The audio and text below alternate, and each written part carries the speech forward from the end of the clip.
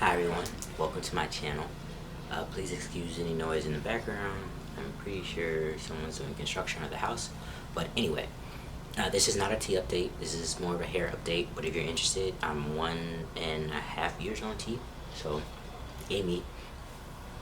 So, if you've watched my previous videos, you've seen that I've been kind of stressed out about my hair.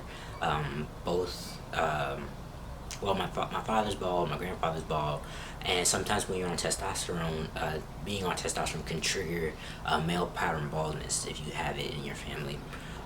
Or even if you don't know, testosterone just does some weird shit to our body sometimes. So I'm going to talk about some of the remedies I've had for it and whatever side effects I've experienced from it. And you know, this is my experience, so if you have any questions, feel free to ask, but make sure you do your own research. And if you're still confused or have any more questions, ask your doctor if you feel comfortable doing so.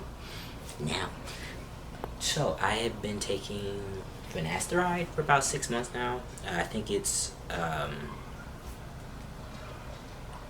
most well-known name is Propensia or something like that. Finasteride is the generic. Taking that for 6 months, and it's for the most part done its job. It definitely stopped the hair loss from continuing. So if you don't know, sometimes testosterone will create, if you have an excess of testosterone, it'll turn into DHT.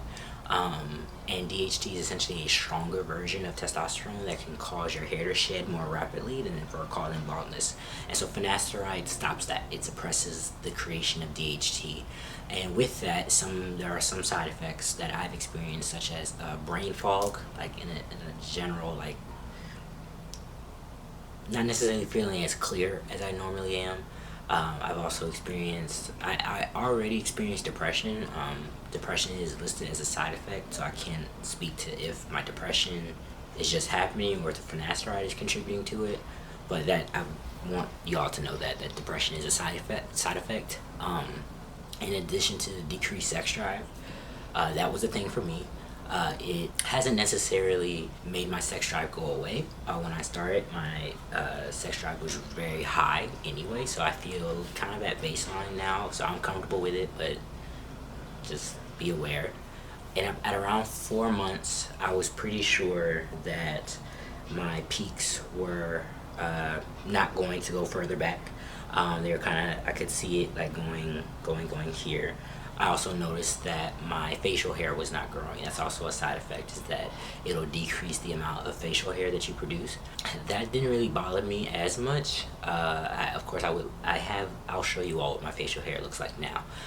But that wasn't something that I was going to deter me from trying it. So yeah, I will say, to combat the brain fog or the decrease in sex drive, I have decided to, so I currently take 1 milligram a day. Now I take it once every other day. Finasteride has a half-life, I think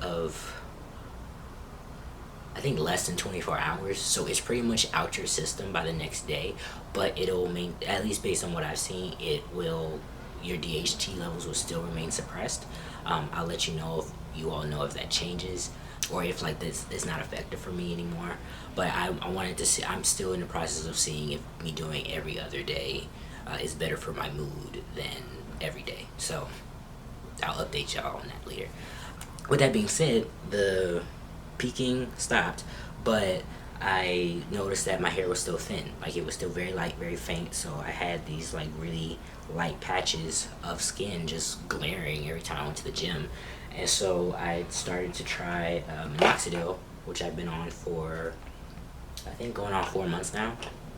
And for me, I found it really effective. Like, I am much more pleased and much more confident in my hairline now. I actually decided to cancel my haircut today so that I could show you all what it looks like. I'm actually not even sure if I'm going to get a haircut anytime soon, because I mean, I like it. Like, I was so nervous about losing my hair. There's a train coming.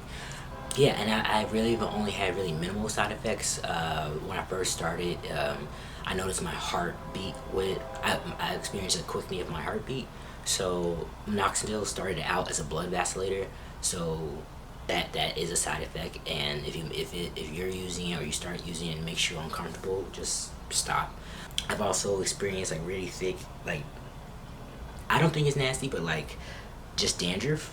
If I scratch, like really big thick flakes will pop up. I just wash my hair, do a deep condition, and make sure my hair and my scalp is really moisturized, and that'll really clear that up. But I love it so far. Like I feel much better about my hair. Give it more time to see what it does here. I'm also not sure if I ever really grew hair that thickly around this area. So I'm content with it right now. So yeah, that's my hair journey. Some people I know, some trans men use minoxidil on their face. I'm lazy. I don't want to put it on my face, and also my face generates a lot of more oil since I've been on testosterone, so I don't want more oil on my face. Yeah, and maybe because I'm using it in general, like once it gets to your bloodstream,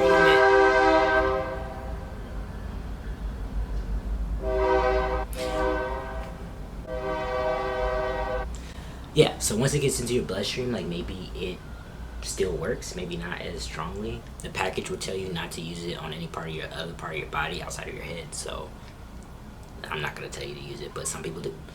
Yeah, that's about all I wanted to share with you all. I'll do close-ups of my facial hair if you're interested in seeing it. I will probably be shaving. Maybe somebody said I was cute with it though, so you know. Yeah, if you have any questions, feel free to ask me. I'm open. Don't hesitate to follow me on Instagram. On Twitter, it's Palace Rising for both handles. Also, my website, palacerising.com. And yeah, I would love to do a Q&A video. I know I haven't done a Q&A for top surgery, so if you all would send me your questions, I'll post that, as soon as I can. And yeah, I hope you have a wonderful day, and thank you for watching. Peace.